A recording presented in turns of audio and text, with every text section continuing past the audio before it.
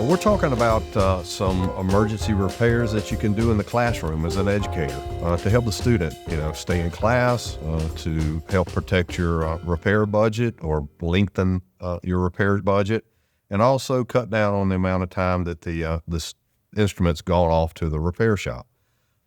First, we're looking at trumpet. Obviously, some of the things we talk about with trumpet will correlate over to trombone, such as replacing a water key cork. Fairly simple. Water keys, corks are normally held in with some type of shellac or hot glue. And let's just pretend that this cork is broken or damaged, it's leaking air, it's leaking water. It's causing the instrument, especially on the main tuning slide, causing the instrument not to play properly. So replacing a water key cork, you can do this process without taking the key off, and we're going to do that for demonstration purposes. Utilizing the Music and Arts Combination Deluxe Fix Kit by Valentino, it comes with the kits that we sell comes with a hot air gun. And the hot air gun is a safe product that you can use in a band room. So all you have to do, much like a mini hair dryer, and turn it on. You'll see the heating element getting warm and red on the inside. And you can heat up the back side of the cup. You just got to get it nice and warm so that glue turns loose, and you can easily remove the old or existing cork. A lot of the manufacturers now use synthetic material, which is much like or exactly like the products in the Valentino kit. Instead of natural cork, it may be a synthetic material. So I'm using a poker that comes in the kits, just a needle spring on a plastic handle. And I'm going to slip in and just pull that old cork out. Once I've got that out of the instrument, I may want to go in with the scraper that's in the kit and scrape out as much of that old cement or glue inside that water key cup as much as possible. So I've got it fairly clean. Now I'll go to my kit, choose the proper size water key cork. You'll notice that the kit's very well laid out with description and item numbers.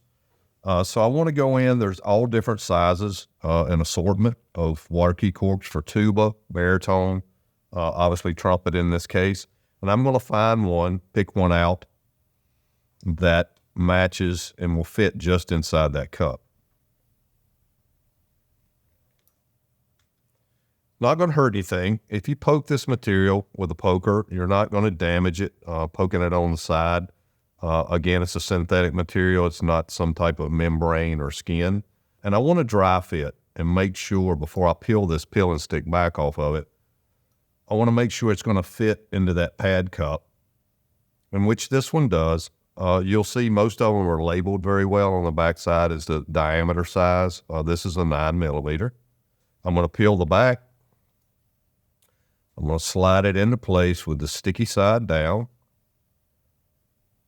I'm going to pull it out, and I'm going to use a pad slick or a pad iron to just level that up as much as possible in that cup before I apply pressure to the back side of it. If this key is to one side or the other, you may need to go in and address, straightening that key up on the water key nipple.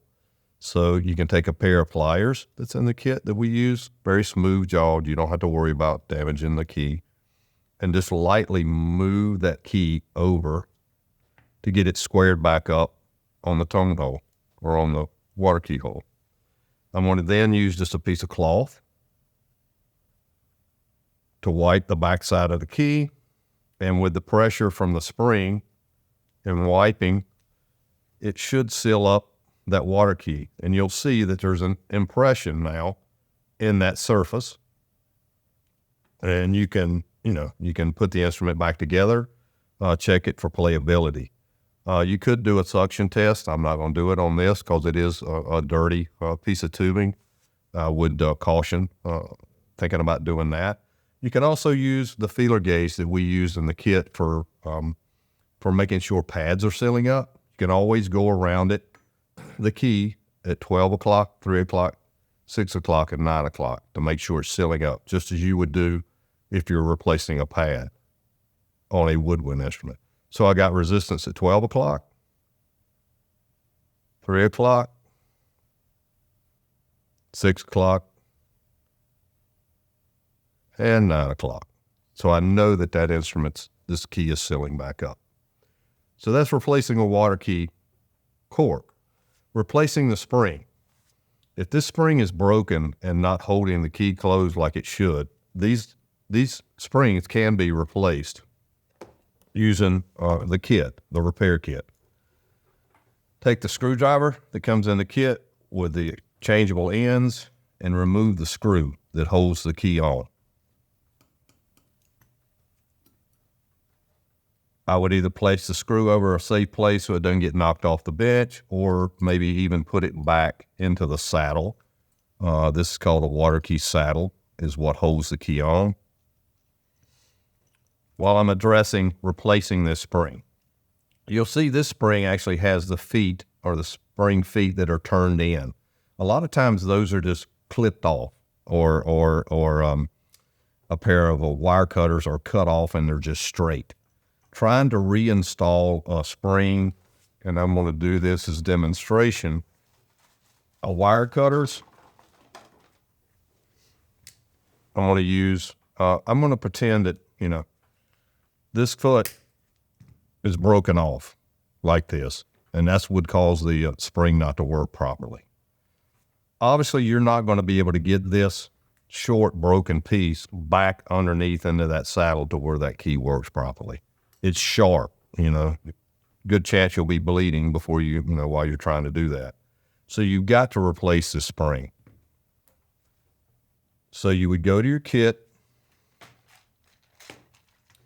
and find one that looks similar as far as,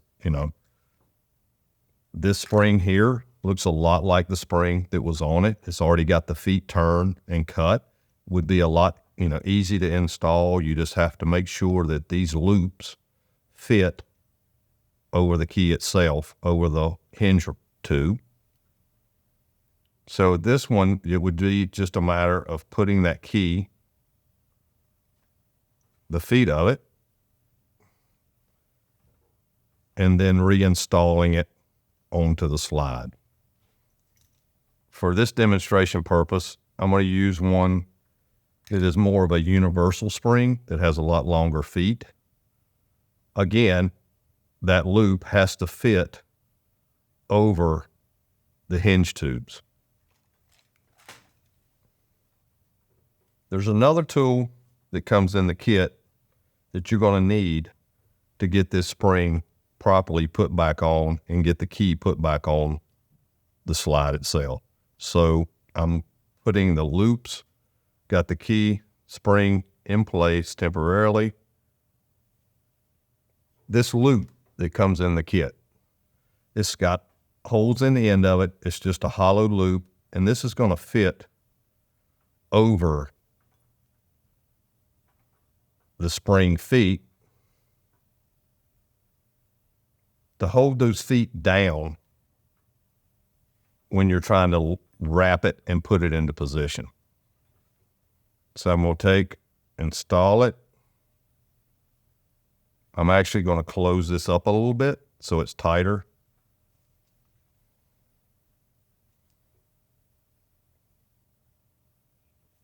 I've installed it. Now I got to where I've got one hand, I can hold this, take the screw out. Now I can go in and keep those feet down in the position that they need to be to get that key installed, holding it down with my thumb. So I've got it into place. Now I can install the screw. These feet are not causing damage or injury. Now I can slip this off, go in and clip off. You want to bend the spring out to where it meets the saddle. on both sides and then clip off the excess. If you don't have a pair of wire cutters, you can always go in with your pliers, bending that material back and forth, that spring material, and it will snap off. May take a few times, but it will snap off to where you don't have anything sticking out and injuring, causing injury. As you notice, I have wrapped this for protecting the finish on the instrument. I've wrapped it with either, this is actually painter's tape, or you can use electrical tape, anything to create a barrier to where when you're using that, try to get that spring back into place, you're not scratching the lacquer and damaging an instrument of a student. But that's how to replace a water key spring. Got the instrument, keys closing back, and the instrument should play for the student. Other things to diagnose and look at on instruments or trumpets, for instance, in the band room, obviously valves that are sticking, valves that are stuck and not coming back up, okay? So things to look for when you're diagnosing. Visually look at the instrument and see if there's any nicks or dents or gouges into this casing. You know, if there's nicks or where a mouthpiece has actually maybe gotten loose in the case and hit the valve cluster of the instrument, it will cause an indentation and cause the piston, which is on the inside of the instrument. This piston, this wall of the valve casing is punched in, is causing this piston to hang up. If there are nicks or visible gouges in it, there's nothing that can be done in a band room setting. It needs to go into your local repair shop for the technician to address the issue there. We have tools that go in and re-true the valve casings and fit the casing to the piston. But when you're looking at the instrument, a lot of times this slide on trumpet sticks out. It's the second slide. If this instrument was to fall over or get laid down on a desk or a bench and maybe pressed on, that slide can get pushed back toward the casing. And just by the hand pressure alone, you'll see I'm going to grip and just hold that slide down. I can cause that valve to hang up just that easily, because there's, you know, the better brands of instruments have a closer tolerance between the casing and the piston, and it doesn't take much skew or the casing getting out around to cause that valve to hang up. So if that slide, you do feel like that slide's pushed back, one way to tell if this is sticking down, you can go in with your thumbs and forefinger and pull towards your chest. You can brace the instrument against you and pull, and if that valve pops back up, you know this is the issue. So you can move that back in some cases with your thumb and forefingers. You also can remove that slide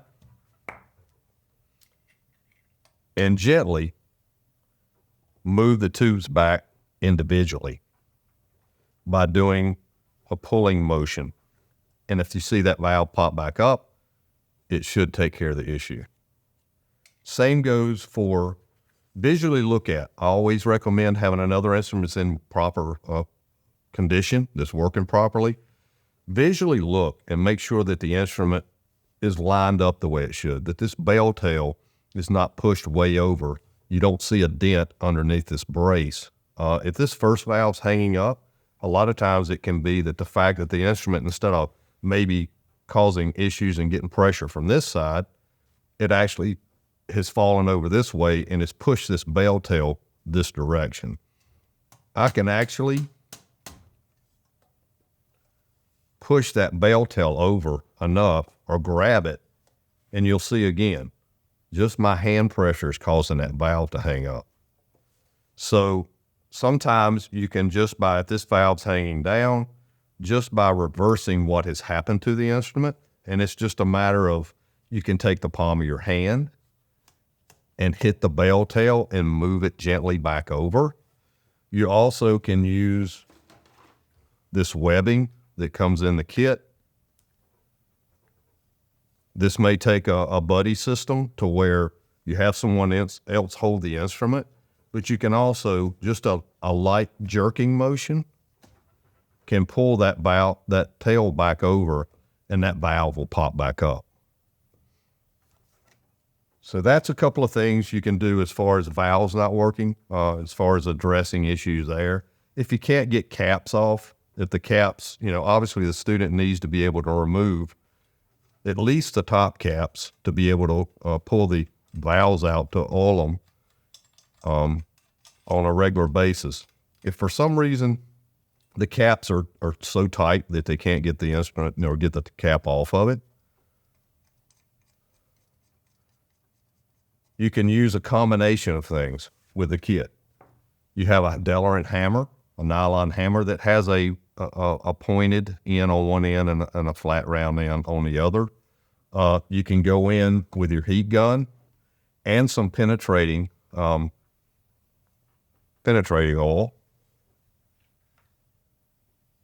and remove those caps by using that. Sometimes just a drop of penetrating oil. We'll say that this bottom cap is not removable.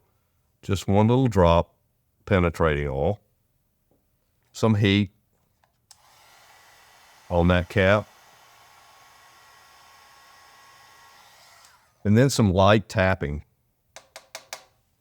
Not going to hurt anything, just light taps, no harder than you're willing to hit yourself in the palm of the hand. And that will free those caps up to remove them. Stuck slides. Those are things that you can address in a band room setting with the proper tooling. The tools that come in the kit is a slide pulling tool. Also comes with a webbing piece. You'll see there's a small end and then these padded nice cushion radiuses that you would use to pull different size slides. Trumpet slides, tuba slides, baritones. These are more for the baritone slides. Again, this was for the main slide of a trumpet. Let's say this slide is stuck and won't come out. And I'll remove this, give a little clearer view.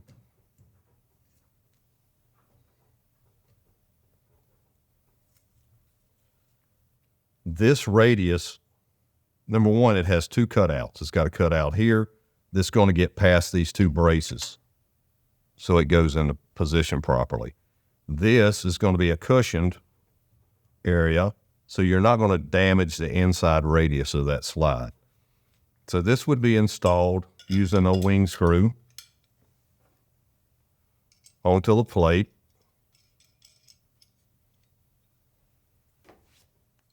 Again, fits into position. A lot of times you're going to want to turn the trumpet around, either have someone else hold it or put it up against yourself. And use, if there's a little bit of a gap here where the slide's pulled out somewhat, use your penetrating oil. Use everything that you have readily available. Put a couple of drops, much like taking the cap off, put a couple of drops in there. Take your heat gun and work it down those tubes to help that penetrating oil work its way down to break those slides free and loosen them. Once you've applied some heat, you've got your penetrating oil, you've got the proper puller in place. It's just a matter of taking, tapping to move that slide out. If it doesn't come out the first time, or if you shouldn't use any harder blows than what you're willing to hit the palm of your hand. If you're having to strike it harder than that, go back, give it some more time, a little more penetrating oil, a little more heat, Even walk away from it and come back a couple of hours later, and you'll be surprised that just that amount of time and the lubrication down there, you'll be able to move that slide out of the instrument. Again, for the first and third slide, this metal pin fits inside the radius of the third, also fits the inside of the radius on the first and the second. You don't have to worry about, this is one of the strongest points on the trumpet, because when the tubes are drawn, that inside radius is the strongest. It's where the material is the hardest. So even though this is a metal tip, you don't have to worry about damaging that crook. So you would just go in, insert it, holding the instrument up against your body, light taps, knock it out. If you feel safer using the webbing, again, holding against your body, jerk in motion to pull that slide out. Then after you've gotten it out, go in and clean it down. Slides need to be cleaned and lubricated periodically. There's really no reason for an instrument to come into the repair shop because the slides are stuck if the proper maintenance being done over, in a timely manner. Pull the slides out, take an old cloth, wipe them down, clean them down. You can use valve oil as a cleaning agent to clean all the corrosion off of the slide. Then go back in with a good tuning slide grease. Apply the grease on each individual tube. Put the tubes back in individually to start with, working them around.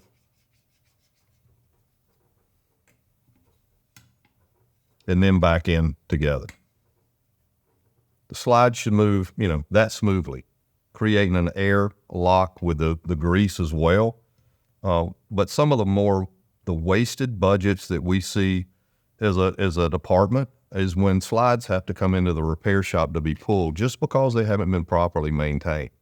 An instrument coming in because, it's taken a strike or a tubing is bent, that's a different story. But just proper maintenance throughout the year will save your repair budget and make the fundings that you do have go a lot further. Pulling and stuck mouthpiece. This is another thing that can be done. A lot of directors have their slide puller or their mouthpiece puller of choice. Obviously, the kit comes with the Valentino version of the mouthpiece puller. Has a single. What makes it nice, unlike the Bobcat pullers that have the two individual screws that have to be run down simultaneously, this has one screw in the middle pulling continuously out on the mouthpiece with the collets that are adjustable. So we got a mouthpiece. Let's say the mouthpiece is stuck, obviously, in the trumpet. Again, let's use all the tools that we have in the kit. We're going to, again, use penetrating oil.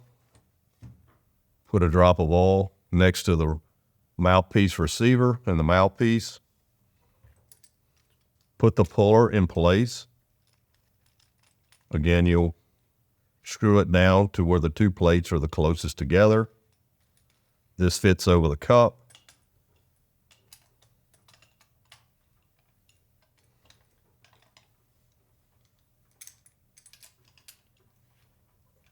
Put the collets by tightening them down.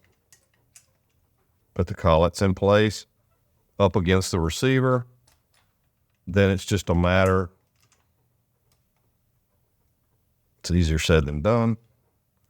Then it's just a matter of running that screw out to where it puts pressure against the cup.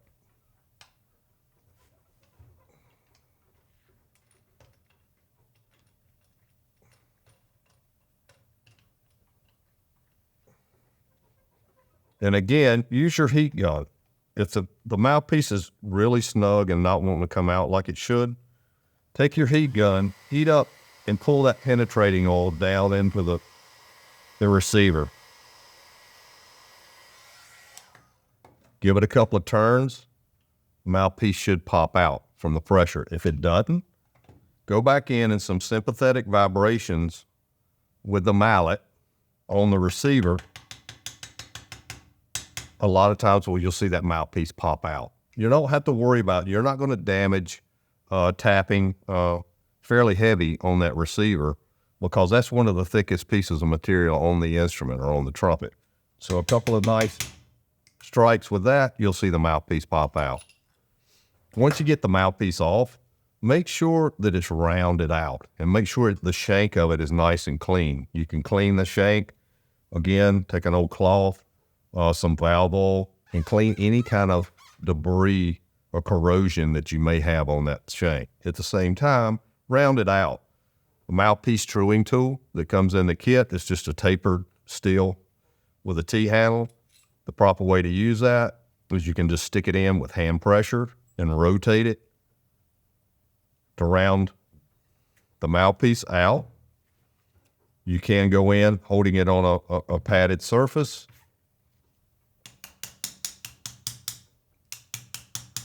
Tap around it and true up that mouthpiece shank. Don't ever take and try to drive this down into a mouthpiece.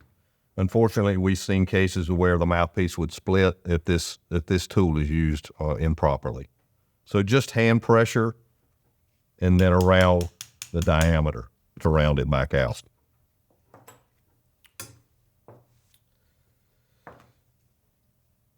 Another thing, if you've got, and I'm going to use this valve, exposed valve cluster as an example. Obviously, there are corks or felts underneath the valve cap, on the piston stem, and either on the top of the valve cap, or sometimes they're underneath the finger button. These felts actually dictate the up or the downstroke and the upstroke or the rest position of where these pistons, these ports in the piston line up into the casing. So those have to be in the proper position for the instrument to play in tune, for the instrument not to play stuffy. The student will feel resistance trying to play or make different notes on the instrument. So it's important that these felts are in the proper position. The kit comes with a assortment of different felts. Let's say one of these felts is missing off the top cap. This felt is actually felt material. These are synthetic washers to mimic this material. Also, the thickness of this material is important. So you want to make sure you have the proper thickness on the cap. And you're not going to normally have more than one that's missing or two. So use the other valve as an example as to how thick the material you need to go in and replace it with. So it's just a matter of pushing that into the cap, reinstall the finger button. Now that's taking care of the downstroke. If you need to replace the one underneath the cap, it's as simple as pulling your finger button off, set your cap to the side, slide that off, and again, it's a certain thickness that you need to make sure you're matching up. So you'd go to your kit, find the proper thickness of washer to match up, install it, cap back on,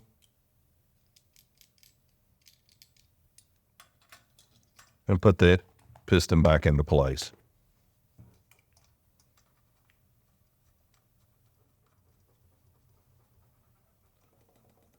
Nice and quiet, and the instrument should play like it should. One of the last things we're going to talk about on trumpet is broken braces, and this goes for any brass instrument. If you have a brace that is broken loose, these instruments are soldered together. with a solder, normally a soft solder. But if these braces break loose, if you've got one broken brace on a brass instrument, it puts stress on the other braces that's holding the instrument together. So I will say address a broken brace as soon as you possibly can, because the next time you look at the instrument, you may have 2 broken braces or 3. It becomes a domino effect. A lot of times we've had instruments come into the repair shop that we've seen that, a parent or maybe even an educator has tried to use CA glue or crazy glue to glue an instrument back together, either temporarily or maybe they were thinking it was long term. Don't ever use CA glue on a musical instrument trying to hold the instrument together. That causes 2 different things. It's not good for the finish of the instrument.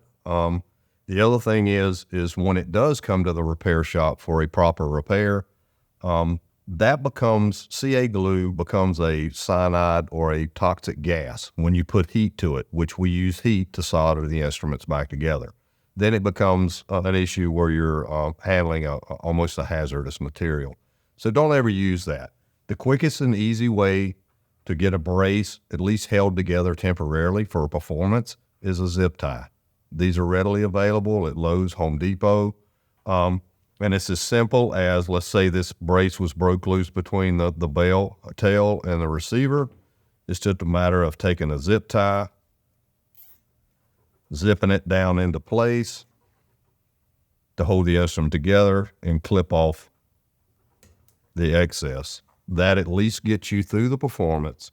You're not compromising the integrity of the instrument, nor are you causing, possibly damage to a human when they go to actually do the repair on it. The other thing is you'll see sometimes people try to use rubber bands wrapped around. Temporarily, it's okay. If they're left in place very long, a rubber compound does not interact well with lacquered finishes, and it will eat through the lacquer and cause damage to the cosmetics of the instrument. So I hope that helps with the brass repair of valve type instruments.